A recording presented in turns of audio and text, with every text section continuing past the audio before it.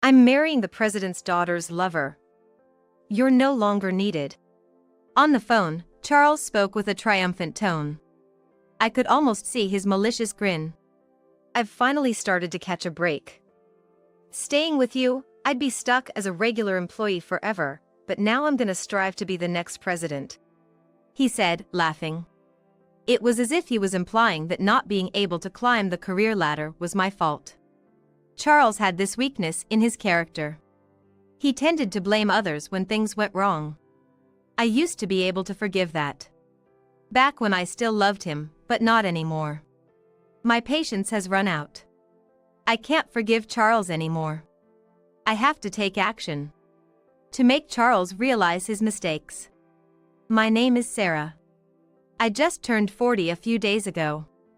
I married Charles when I was 25, and we both worked together. I quit my job when our first son was born, but after giving birth to our second son, I started working part-time at a nearby supermarket. Living on Charles's income alone was a bit tight. Our sons are both enthusiastic about their studies and sports, and I'm excited about their future. But Charles was indifferent even to them. To be precise, he had little interest in his family. Naturally, he barely spoke to me either, just the necessary greetings every day, and we hadn't had a real conversation in years. There's a parent-teacher conference at our younger son, Tim's school. I had pressed Charles about it. Let's go see it together on that day. I got it. We were both supposed to take a day off to attend the conference. But on the night before, Charles suddenly said this. Going to a parent-teacher conference, it's already more than enough if one parent shows up. I think I'll pass. What are you suddenly talking about? Tim is looking forward to having both of us come. Why would he say something like this out of the blue? Despite my reproachful gaze, Charles calmly said, I'm busy. Don't lump me together with the part-time old ladies. Who are you calling an old lady? Who? I snapped back at him half-jokingly, but I was hurt inside.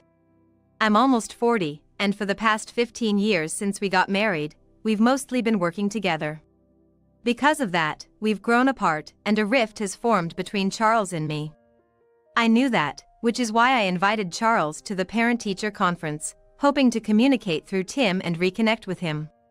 But Charles just coldly said, If you don't want to be treated like an old lady, then maybe you should care a bit more about your looks. I'm fine being an old lady. I stuck my tongue out at him. Charles left, and I let out a sigh when I was alone.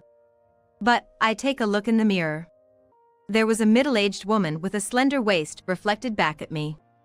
In addition to my part-time job, until last year, I had also been taking care of my mother-in-law. Her dementia was getting worse, and she started wandering around at night. I had many sleepless nights because of my mother-in-law. Mom sleeps during the day, so she doesn't require much attention. But at night, she walks around all night long. Being bedridden would be worse, right?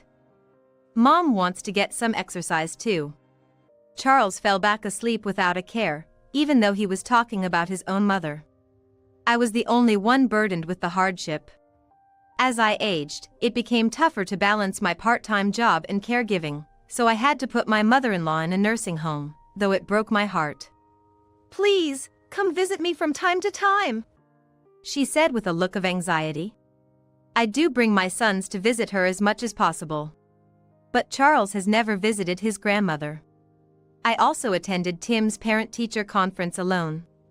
Charles came home later than usual. I could tell he had been out drinking with his colleagues from the smell. My eldest son, Mark, was acting sneaky. Following his brother's lead, Tim also started behaving more distant towards me. Both of them are entering that difficult age. Despite thinking I shouldn't interfere too much, I couldn't help but worry.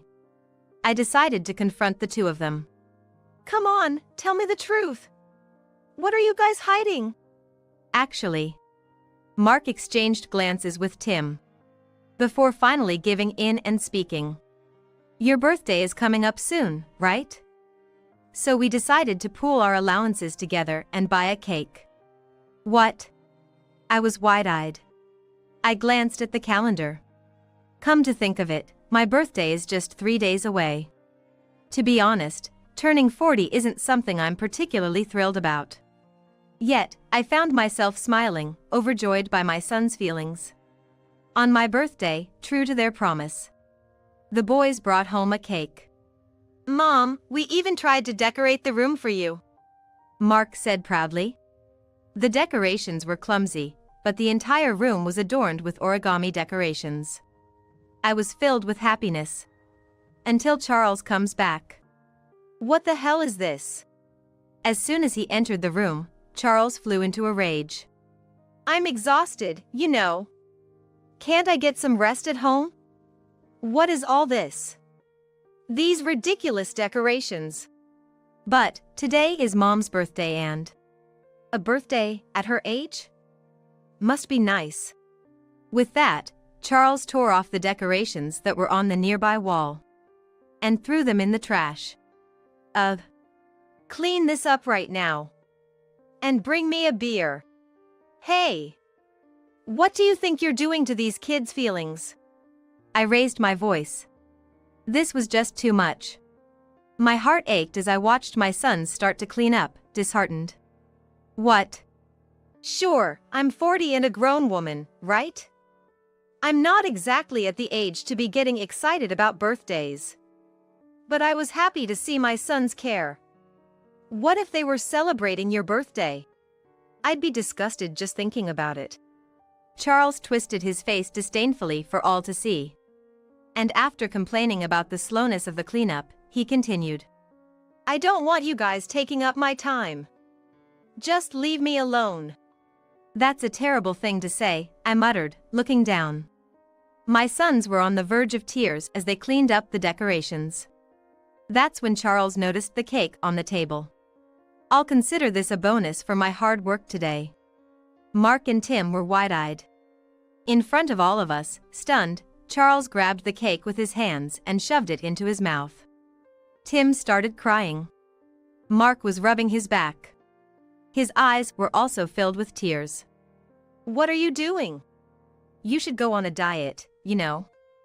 You shouldn't be eating this kind of stuff," Charles said, smirking. And just like that, Charles had ruined my birthday and the boys' efforts. For all his talk about work, Charles's income was far from high. In fact, there were no signs of promotion in sight, and he was rumored among his colleagues to be incompetent at work. When he was drunk, the complaints would come out. "Kate would really listen to me at times like this," Charles said, holding a can of beer in his hand. I was taken aback. "Who is Kate?"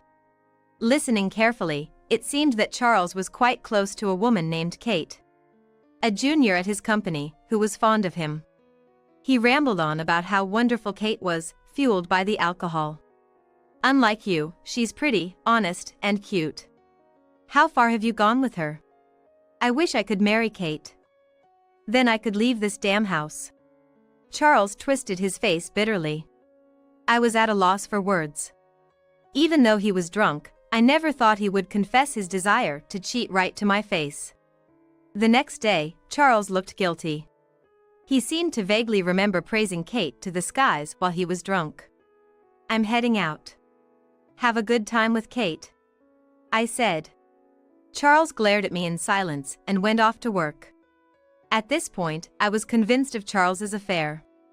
But even so, I found it hard to take the final step to divorce. What would the boys think? I suddenly recalled the ruined birthday party. Since then, the boys had kept their distance from Charles. He was originally indifferent to family, so there was a distance between him and his sons.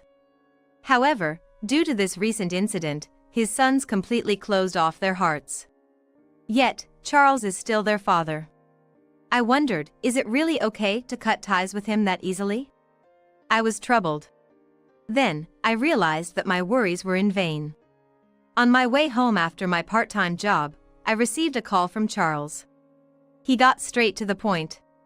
"I'm marrying a mistress, who is the daughter of a company president. I don't need you anymore." I couldn't comprehend the situation for a moment. My thoughts were frozen. How sudden and absurd is that? But Charles continued to speak as if this was an undeniable fact. I've finally struck it lucky. If I stayed with you, I would remain a regular employee forever, but now I'm gonna work hard as the next company president. Kate is the boss's daughter? I was surprised again. It was clear that Charles was having an affair with Kate. But I never imagined that Kate was a woman of such high status. To put it bluntly, Charles is average in both income and looks, and he's approaching middle age. I thought he was out of his league with the daughter of a boss. Kate? Well, yeah. You've been obsessed with Kate lately, haven't you? Yeah, I guess so. There was Kate, wasn't there? Charles spoke in a strange way, as if implying he had other mistresses. Anyway, please break up with me, Sarah. Okay. Goodbye, then. I was astounded at how easily I agreed to the breakup. It's not that I was letting Charles have his way. Quite the opposite, I couldn't forgive him. As a first step, I decided to distance myself from him. I knew my sons would understand. When Charles came home with the divorce papers, I signed my name without hesitation. He tried to push the custody of our sons onto me, which I had anticipated, so I wasn't surprised. When I explained the situation to my sons, they responded with figures. Dad never really cared about us, did he? Don't get desperate. I'm here for you, I assured them. That's our line. Mark said, looking out for me. Mom, don't be sad about the divorce. Mark and I are here for you. That's right, Mom. Thank you, both of you. I was moved to tears by my son's words. A month had passed since the divorce from Charles. My life hadn't changed much. I sent my sons to school, took care of household chores, and worked my part-time job. Then, on my way home from work, Charles called me again. He was in a complete panic. Help me! It's Kate! What happened with Kate? I asked leisurely. Mark's making curry for dinner and waiting for me at home today. I can't wait and am really looking forward to it. While thinking about this, I just want to get home as soon as possible. Kate came to my house, and now my wife knows about the affair. That's tough. I responded in a calm manner. I had expected this to happen sooner or later.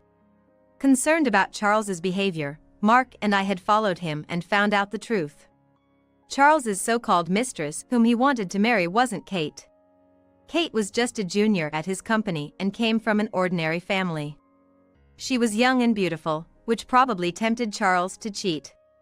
However, his actual mistress, the supposed boss's daughter, was in her late 30s and not particularly attractive. How did Kate find out? I did it.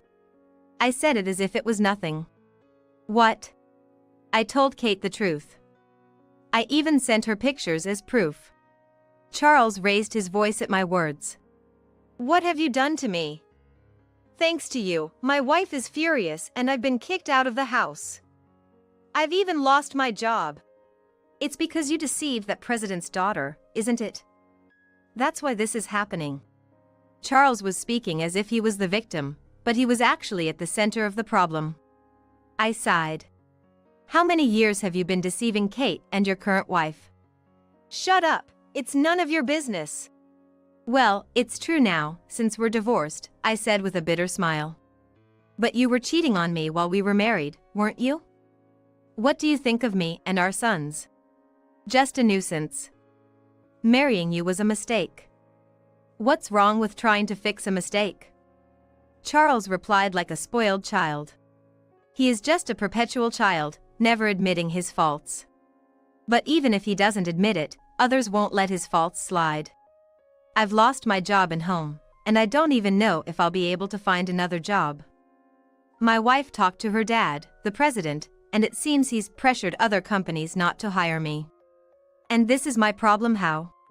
I said to Charles, who was speaking so seriously. He was dumbfounded. Besides, I'm not your wife anymore. Let's each take care of our own issues. With that, I hung up the phone. There were several more calls, but I didn't answer. Instead, I got a call from Kate. Charles came to my house. He said he wanted to start over. That's really? I said, utterly astounded. I'm sure Kate on the other end of the phone had a similar expression. Of course, I turned him down and told him never to come back. That's the right decision. I nodded in agreement. After venting her frustration about Charles, Kate's voice softened. I didn't know that Charles was married. I know. All of us were deceived. All of us were victims, and there was no reason for us to hate each other. I'm sorry. It's okay. Don't worry about it. I ended the call with a bitter smile. I also got a call from Charles's current wife. She was emotional, expressing her frustration about separating from Charles and how she was deceived. Her strong voice made me think that Charles really deceived the wrong person. I received a call saying my mother-in-law was feeling unwell, so I went to the facility. The staff looked troubled. We've contacted her son, but he just insists handle it at the facility. So you contacted me? Yes, we know you are divorced, but there's no one else we could talk to. I see. I couldn't bring myself to hate my mother-in-law even though I divorced Charles. She was a solid person before dementia set in, teaching me how to cook. My sons were also close to her. I'm coming in. As I entered the room, I heard a moaning sound.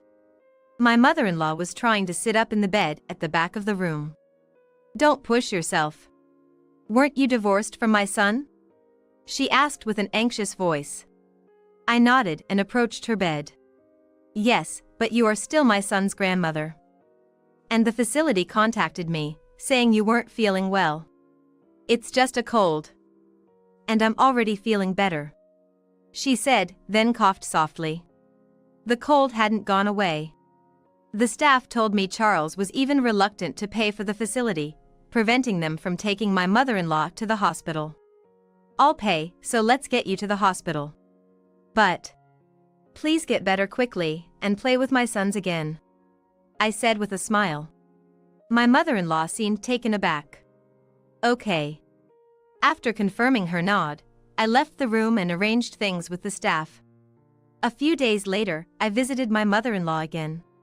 And surprisingly, Charles was there too. However, the content of their conversation was terrible. Mom, I just need a little. Can you lend me some money? Why do you only show up when you're in trouble? Don't be mad. Charles continued to speak in a soft voice, seemingly unaware that I was standing at the entrance of the room. Mom, you must have some of Dad's inheritance left, right? Give it to me. Don't talk nonsense. His mother snapped back sharply, her anger seemingly overcoming her illness and giving her a moment of clarity. The money is for the grandchildren. They'll need it if they're gonna go to college. And I also want to give some to Sarah, who has been very kind to me. That woman is a stranger to us now. Even if she's a stranger, she's kinder than you are. His mother retorted firmly. The inheritance will go to the grandchildren. You won't get a penny from it. Mom. Charles's voice took on a pleading tone. But it was in vain. When his mother noticed me, she smiled warmly. Please take care of the grandchildren, Sarah. Yes, ma'am. I nodded solemnly. Charles was still trying to press his case, but he was escorted out of the room by a concerned staff member who sensed that something was amiss. I later learned that his mother, anticipating that her illness would soon leave her incapacitated, had consulted with a lawyer through the facility to ensure her wishes were followed. Charles had been persistent in his visits, but in the end, his mother's resolve did not waver. When Tim came home from school, he exclaimed in a voice close to a scream. Dad came to my school today and said he wanted to live with me all of a sudden. Given his previous indifference, it was hard to believe he had suddenly started to feel lonely.